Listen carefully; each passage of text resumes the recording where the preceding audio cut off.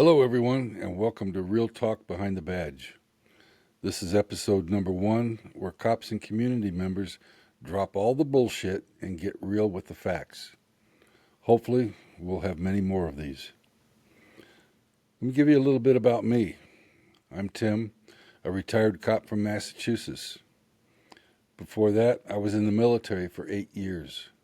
I've been a street cop, a shift supervisor, a detective, a narcotics unit commander. I've been shot at. My family's been threatened. I've been sued and won.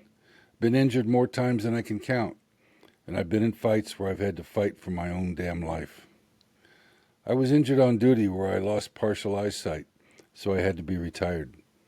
After that, I had a cardiac arrest, probably due to stresses from the job. So I know the streets. I know the stresses. Today, we're going to talk a lot about South Carolina's law enforcement. I'm sure many other states have the same problems as us, so let me know about yours and we can talk about those problems also.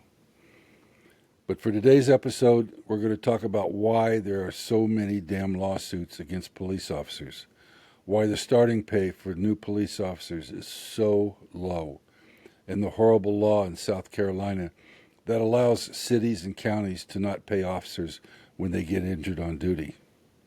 Why the training of police officers is considered grossly insufficient, and why the legislature possibly seems to want to keep it that way.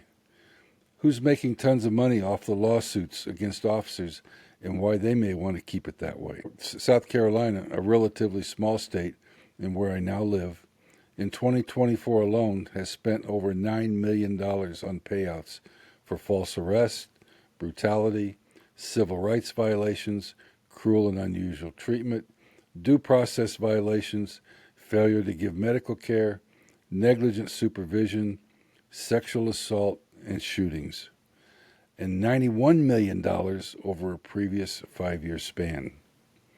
How much of that money went to victims? How much went to lawyers? In one of the next podcasts that we'll do, I'm going to give you all those statistics. We have a system in South Carolina that doesn't seem to give two shits about the cops that protects our society and our taxpayer money. We have a system that shrugs off everything as long as someone or something is there to pay for it, which usually ends up being the taxpayer. I'm going to shed some light on what's going on. I'm sick of it, and I'm sick of the system. So who has the real answers? Not academics or suits. It has to come from us, the street cops, who work it every day. We need to start giving them the answers. Theory by the academics ain't going to buy it anymore. It's got to be truth from the 720,000 plus street cops grinding it out every day, nationwide, and the citizens that feel it in their pocketbook.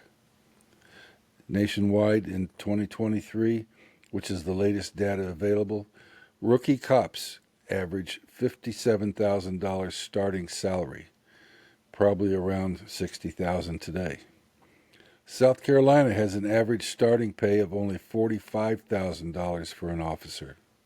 That's it, $45,000. But wait, they're trying to pass a bill for teachers starting at $50,000. To me, that's a gut punch and a slap in the face.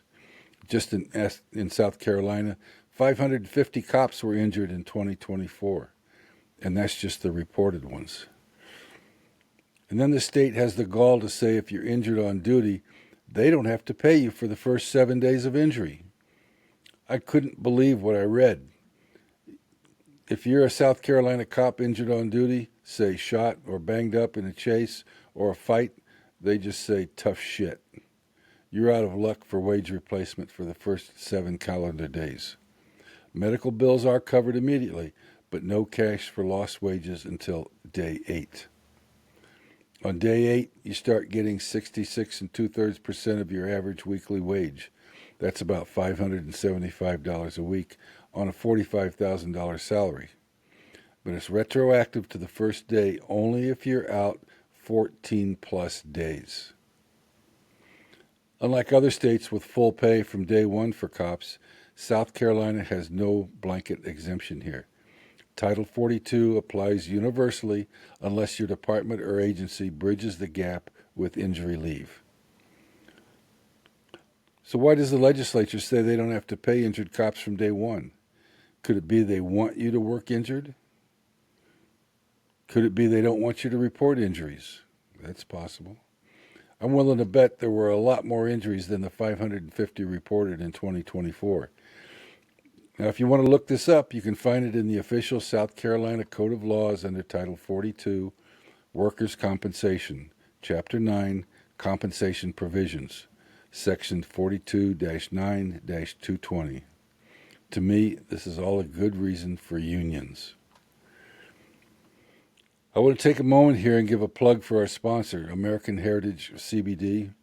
They only sell federally legal CBD, and you will find some of the lowest prices ever. And if you join their membership, you can get everything at 50% off.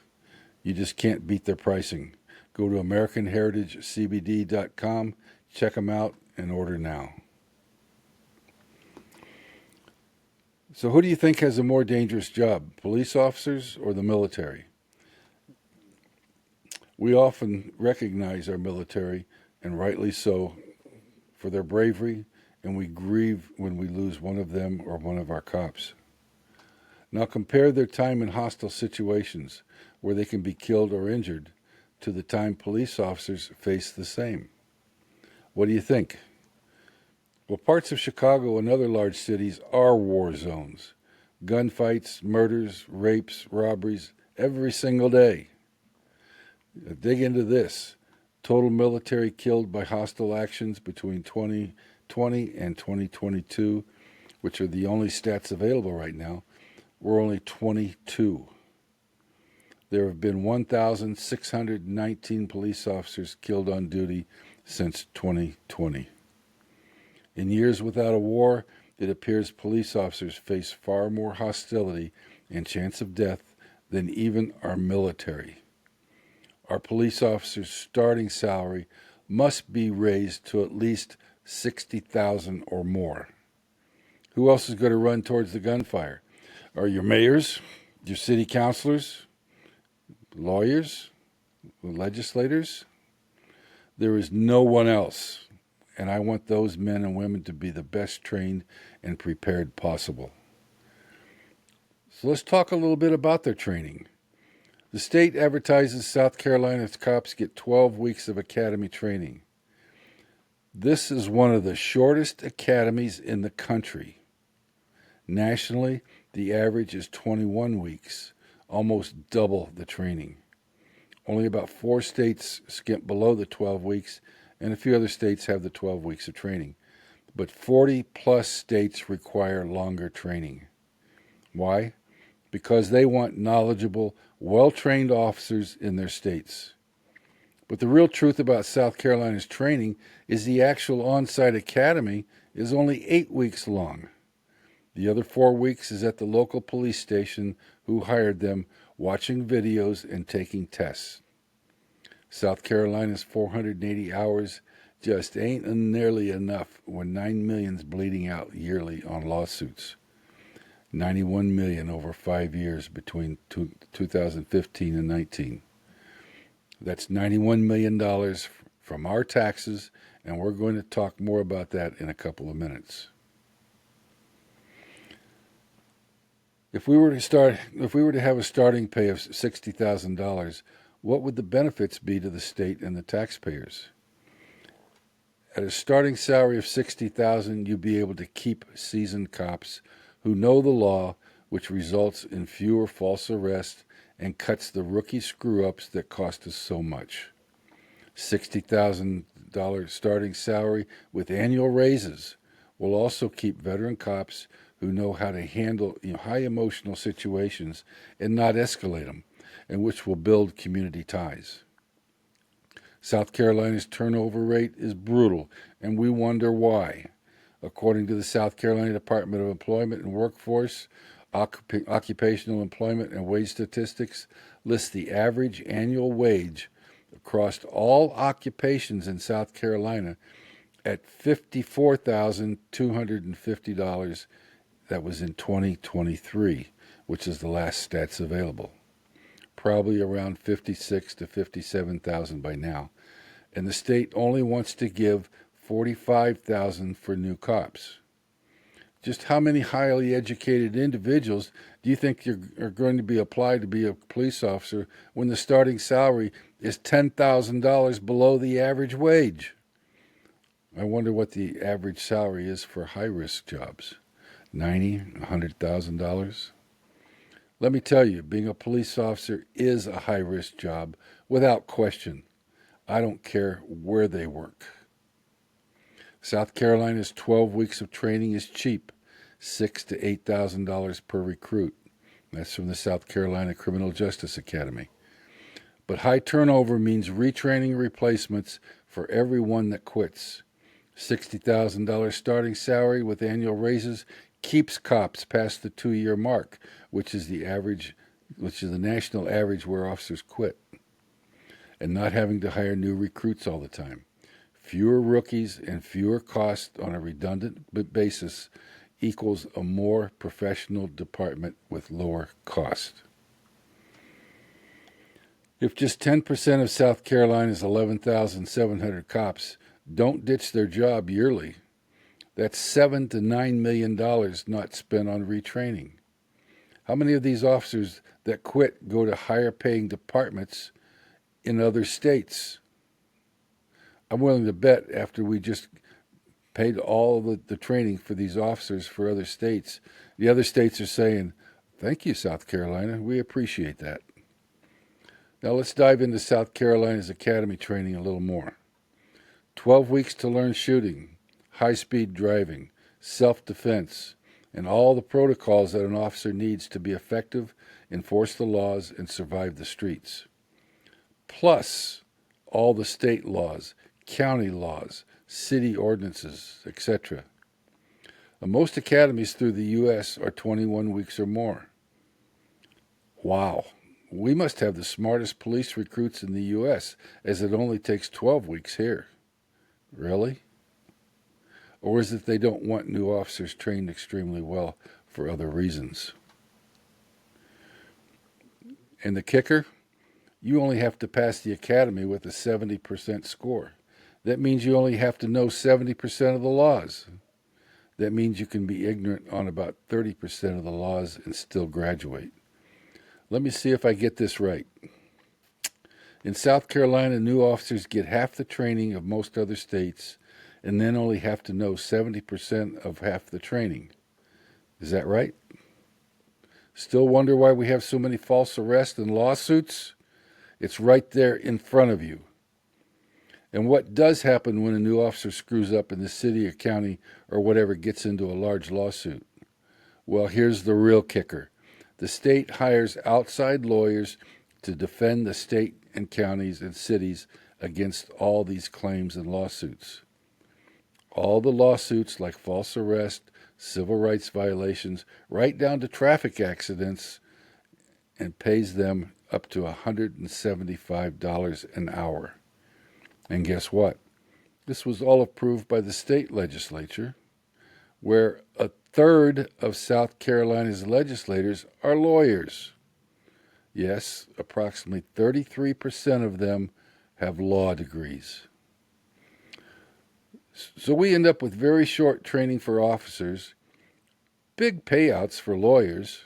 Yes, $45,000 starting cops pay is a slap in the face, but the lawyers love it. The FBI stats are lagging, but their best guess for the last 5 years in South Carolina is 20 cops shot with 10 killed, 550 injured in 2024 alone. Lawyers cash in and run to the bank while the system laughs, cops get hurt and killed, and civilians don't know who to turn to, why the cops don't know the law, or who's at fault. Are you ready for the icing on the cake now? In 2024 alone, the state paid lawyers to defend all insurance claims almost $29 million. You heard it here, almost $29 million. It sure looks and sounds to me like the legislature and the lawyers want cops on the street with a minimum law enforcement education, as that makes more money for their fellow lawyers. Am I wrong? Show me where. South Carolina, it's time to wake up. And then we have the court system. Ask yourself, why do the courts let so many violent felons back out on the street after being arrested? Could it be the more crimes they're committed, the more business for their fellow lawyers? Maybe. Think about it. Is this coincidence? Cops, citizens, what's your take? This is a wake-up call. You got any answers? I want to hear it. Cops from other states and cities, let me know your gripes. We don't mind airing those also. We're going to discuss and debate all of it. What's busted, who's hurting, who's making the big bucks, and how we fix it. No scripts here, just real, straight talk. So go to realtalkbehindthebadge.com. That's realtalkbehindthebadge.com, and drop a comment or a rant. And if you can, drop a couple bucks to help us out and help this keep this thing going. This podcast stuff ain't cheap or easy on a cop's retiree salary. Cops with scars, locals with gripes, your voices fuel this. Let's tackle the mess behind the badge together. You can go to YouTube, Real Talk Behind the Badge, and view our podcast as we make them. If you hit subscribe, you'll be notified of each podcast. We're also going to be on Facebook, where you can see all our podcasts. Thanks to all our brothers and sisters behind the badge. Keep it going, and we'll get this fixed. Stay safe. This is Real Talk. Now let's roll. Until next time, thank you.